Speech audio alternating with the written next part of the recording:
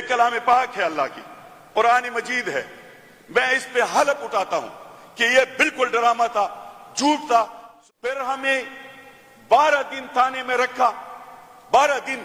ہمیں جوڈیشل نہیں ہونے دیا۔ ہمارے ساتھ ایسا کرتے ہیں تو کل اسلام آباد کی پولیس ادھر آ سکتا ہے، کل پنجاب کی پولیس ادھر آ سکتا ہے، پھر ہم اس کو ادھر، ہماری پولیس اس کو چھوڑے گا۔ ابھی ہم ایک ملک میں اگر ادھر پنجابستان اور ادھر پختونستان بناتے ہیں تو پھر پاکستان کہاں گیا؟ ہم اس کو کہتے تھے کہ سیدھا سیدھا مار، اگر سر پہ نہیں مارتے تو پیروں پہ مار، تو ان لوگوں نے مارتی کیوں نہیں تھے جب دہشت گرد تھے؟ بسم اللہ الرحمن الرحیم۔ شکریہ جناب سپیکر صاحب۔ میں سب سے پہلے تو اس ایوان کا، جناب سپیکر صاحب کا،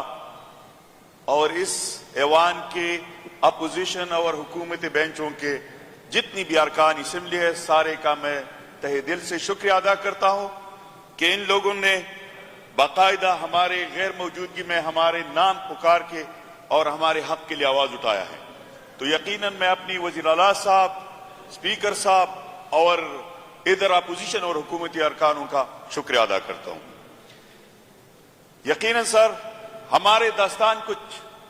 عجیب و غریب سا ہے۔ ہم نے پہلے انڈین فلمیں دیکھے تھے، لیکن سر یہ میں نے ادھر قرآن پاک بھی لے کے آیا ہے، لاسٹ میں بتاؤں گا کہ یہ میں نے خود اپنی آنکھوں سے دیکھے کہ ڈرامے لکھائی، ہدایت کار اور پروڈیوسر کو دلائے اور ہمارے سامنے ہی ڈرامے لکھ کے بھی گئی اور پھر ادھر اس نے بنائے بھی۔ لیکن میں نے اس کو پریزنر وین سے بھی بولا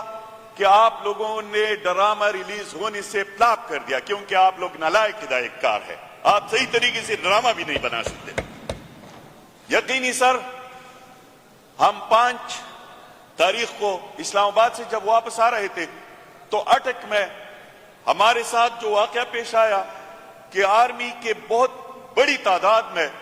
لوگ کھڑے تھے، اور اس نے ہمیں اس بات سے مجھے بالکل دلی دکھ ہوئی ہے کہ جب ہمیں اتار رہے تھے گاڑی سے تو وہ کہہ رہا تھا کہ ایکس ایم پی ایس صاحب، ایکس منسٹر صاحب آپ نیچے اترو۔ میں نے بولا ایکس منسٹر کیوں؟ تو وہ کہتے ہیں کیونکہ ہم نے ادھر گورنر راج لگایا اور آپ لوگ ایکس منسٹر ہو گئی۔ تو میں نے اس کو عادتاً ایسا بولا کہ صرف خیبر پختونخوا پہ تو آپ لوگوں کا راج نہیں ہے، پوری پاکستان کا آپ لوگوں کا راج ہے، کوئی مسئلہ نہیں، میں پھر بھی لیاقت رہوں گا اور پھر بھی اللہ تعالیٰ کی حکومت جاری ہی و ساری رہے گی۔ تو یقیناً ان لوگوں کے یہ گفتار اور یہ انداز بالکل غیر سنجیدہ تھی، غلط تھی۔ پھر ادھر سے ہمیں جب لے کے گیا ہے تو ہمیں ایف آئی آر میں جب ڈالا ہے تو اٹک سے نہیں لکھا ہے، ان لوگوں نے لکھا ہے کہ ہم نے ادھر ڈی چوک سے پکڑے اور اس کے ساتھ آتشین اسلحہ تھے اور 5 بندے تھے اور وہ افغانی زبان بولتے تھے اور دہشت گرد تھے۔ تو میں قسم کہتا ہوں کہ یہ سارے ان لوگوں نے جھوٹ کے کہانے بنائے۔ لیکن پھر چلو اس کے لیے تو کوئی ترتیب بنایا تھا، لیکن پھر جب 5 تاریخ کو ہم گرفتار ہو گئی تو 6 تاریخ کو پھر ان لوگوں نے 909 نمبر مقدمے میں ہمیں دوبارہ ڈالا کہ یہ پھر جا کے کسی اور چائنا چوک وغیرہ ایسے کچھ لکھا تھا کہ ادھر ان لوگوں نے دہشت گردی کی ہے۔ تو ابھی میں اس بات پہ حیران ہوں کہ میں اگر حراست میں ہوں،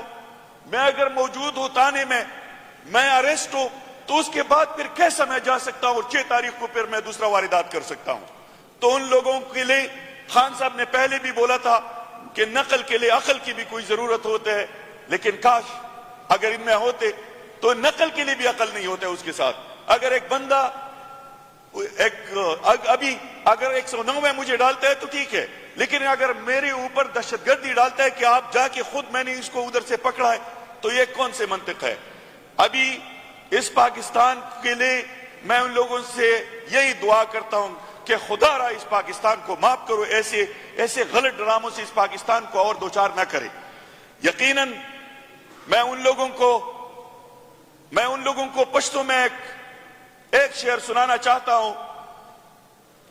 کیونکہ ان لوگوں نے بہت ظلمی کیا ہمارے ساتھ کہ مغول نیم چی زخمونو تا بجاڑم، انقلاب پا پر هرونو کران گاڑم، ز پختون چی کل سمشم لگ دمشم د زری زری حساب بدر نغوارم۔ یقیناً سپیکر صاحب یہ اس جگہ پہ ختم نہیں ہوتے، پھر ہمیں 12 دن تھانے میں رکھا، 12 دن ہمیں جوڈیشل نہیں ہونے دیتا تھا. پھر جب ہم جوڈیشل ہو گئی, اٹک جیل میں آئے, ہمارے ضمانت ہو گئی, تو ضمانت کے بعد جی ان لوگوں نے صبح آ کے اسلام آباد کے بہت سارے پولیس آئے تھے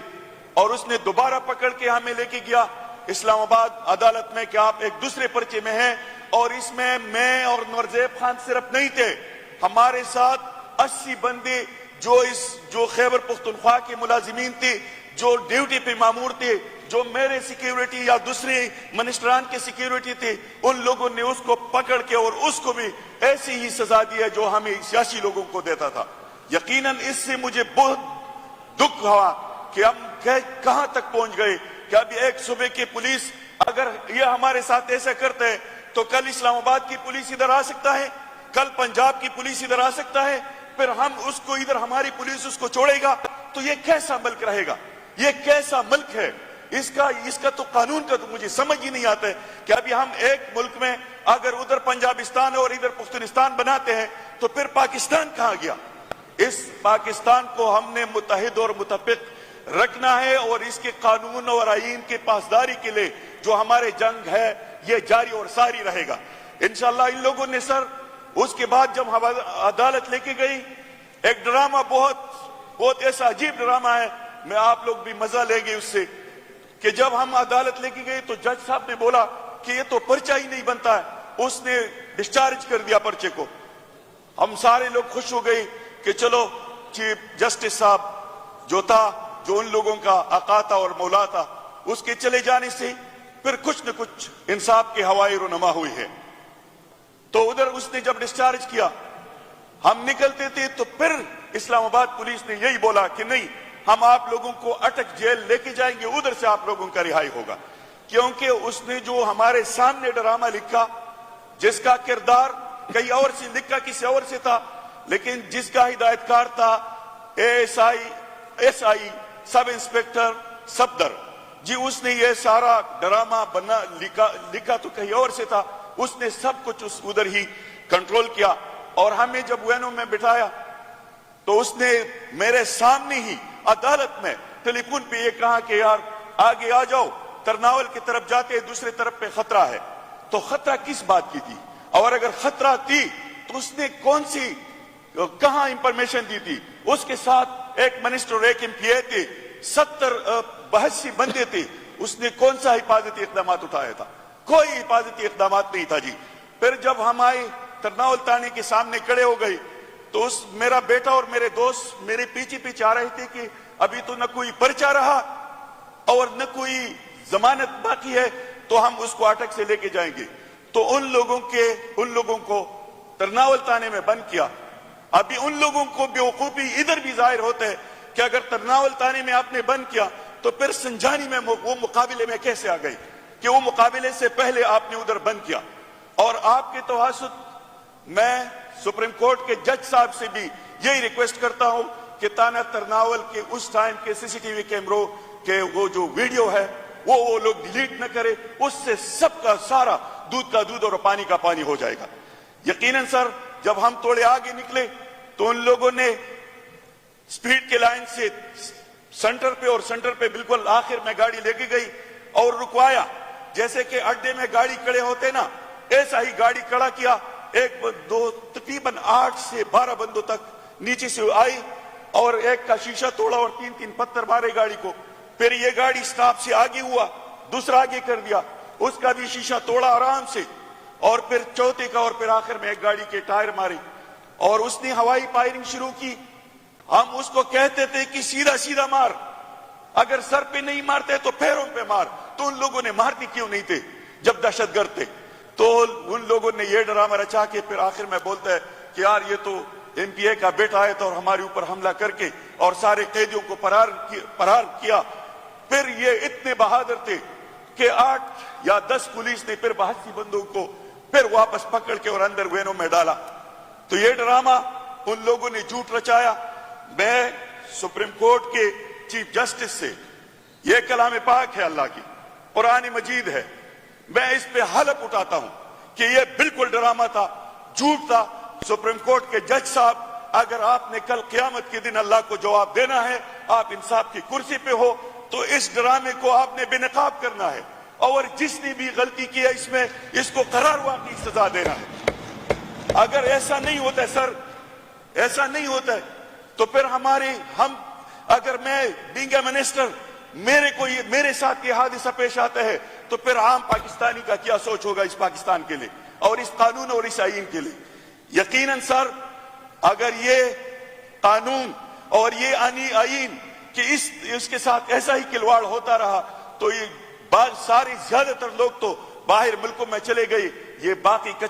بچے کچے جو ہے یہ بھی ادھر نہیں رہے گا، کیونکہ اس کو نہ مال و جان کی تحفظ ہے، آئین اس کو تحفظ نہیں دیتے، اگر دیتے تو صرف کچھ گنڈوں کو دیتے ہیں۔ تو یہ ادھر سے آئین اور قانون سے اگر لوگ متنفر ہو گئے تو اور جنگل کے راج ہے بھی اور ایسا چلتا رہے تو سپریم کورٹ کے جج صاحب سے ہمارا یہ اپیل ہے، اور یہ کوئی بھی اس کو پہنچائے کہ اس کا خود نوٹس لے اس مسئلے کا، جو پہلے بھی جتنے پرچے ہوئی ہے، جتنی بھی سیونیں کیے ہوئی ہے، اس کے اگر 100 میں سے 1 تقاضا بھی پورا کرتے ہیں تو ہمیں پھانسی لگائے، اگر نہیں تو اس نے جن لوگوں نے ظلم کیا ہے۔ جناب اسپیکر صاحب، میں توجہ چاہیے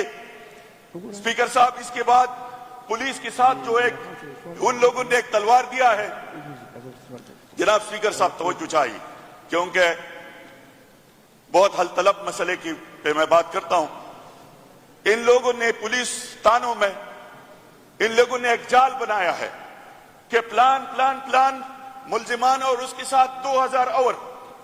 اس 2000 صرف اس کے لیے جال ہوتے ہیں جو ریڑھی جو کنڈکٹر، جو چھوٹے موٹے لوگ، جو مزدور لوگ، ان کو پکڑ کے اس میں لے کے آتے ہیں، جو پیسے دیتے ہیں تو وہ نکل جاتے ہیں، جو پیسے نہیں دیتے تو وہ 2000 کی گنتی میں کاؤنٹ کرتے ہیں۔ تو یہ پوائنٹ میں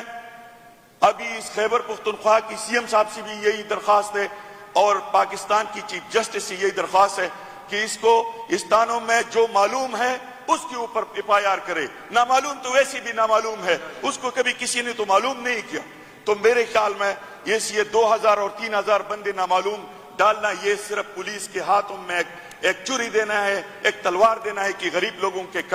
گلے کاٹی۔ یقینی سر، داستانی تو بہت ہے، لیکن جو ہمارا وزیر داخلہ صاحب ہے، جو وہ صرف وزیر داخلہ نہیں ہے، وہ جنرال بھی ہے، وہ آرمی چیف بھی ہے، وہ وزیر اعظم بھی ہے، وہ پاکستان کرکٹ بورڈ کے چیئرمین بھی ہے، اس نے سارے عہدے جو سنبھالے ہیں، سارے مصیبتوں کے جڑ وہ ہے۔ اس نے بغیر اس دن اس نے جو ٹی وی پہ بیٹھ کے ایک ذمہ دار بندے کے ہوتے ہوئے بھی ان لوگوں نے 4 گھنٹے ہمارے اوپر پروگرامیں چلائے۔ یقینی ان لوگوں سے مجھے تو نفرت ہو گئی کہ ایسا بھی ہوتے ہیں، ایک ذمہ دار بندہ جب بات کے جڑ تک نہیں پہنچتے تو وہ ٹی وی پہ جا کے 3 گھنٹے اس ایک بات پہ، ان لوگوں نے تو ہمارے خاندانوں کو جو اذیتیں پہنچائے ہیں، اس کے لیے میں سپریم کورٹ کے جج صاحب سے پوچھتا ہوں کہ جج صاحب، اگر آپ انصاف کی کرسی پہ ہیں تو آپ نے اس مسئلے کو از خود نوٹس لینا ہے، اور ایسے مسئلے جدھر بھی ہوتے ہیں تو آپ اس پہ انصاف، ہم آپ سے انصاف چاہتے ہیں، ہم اپنی طرفداری نہیں چاہتے۔ آپ ایک پختون ہونے کے ناطے، ایک مسلمان ہونے کے ناطے اور اسلامی جمہوریہ پاکستان کے سپریم کورٹ کے چیف جسٹس کے ناطے ہم آپ سے اپیل کرتے ہیں کہ یہ ظلم،